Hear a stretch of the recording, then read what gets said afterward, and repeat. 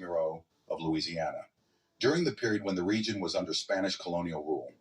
These laws targeted women of African descent, including both free women of color and enslaved women, mandating that they cover their hair in public by wearing a tignon, a type of headscarf or wrap. This legislation was an attempt to reinforce and maintain the strict racial and social hierarchies that were central to colonial society at the time, where distinctions between race and class were closely guarded. During the 18th century, Louisiana had a diverse and complex population made up of various ethnic groups, including a growing population of free people of color, many of whom were of mixed African and European ancestry. These women, in particular, were often known for their striking beauty, elaborate hairstyles, and luxurious clothing, which could rival or even surpass the fashion of white European women. Their appearance, confidence, and visibility in public life were perceived by some white colonists as a challenge to the racial status quo, blurring the lines between the races and social classes. This growing visibility was seen as a potential threat to white supremacy, as free women of color were asserting a level of autonomy and social presence that some white elites found unsettling.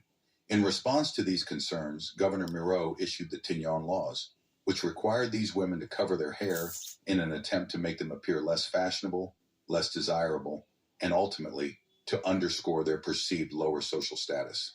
The Tignon was intended to function as a visible marker of their racial difference and to diminish their attractiveness in the public eye. It was a way of visibly branding them as other and reinforcing their subordinate place in the colonial hierarchy.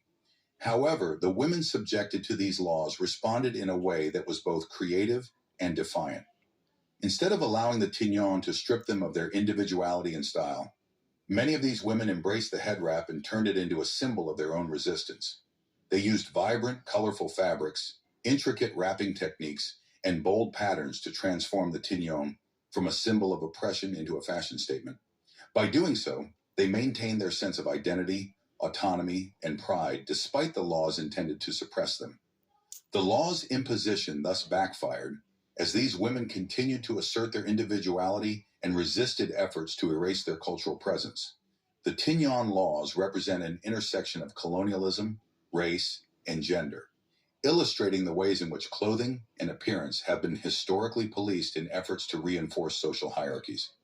At the same time, they demonstrate the resilience and creativity of marginalized groups who have consistently found ways to reclaim and subvert symbols of oppression. Over time, the Tignon, like other forms of head wraps, has become a powerful symbol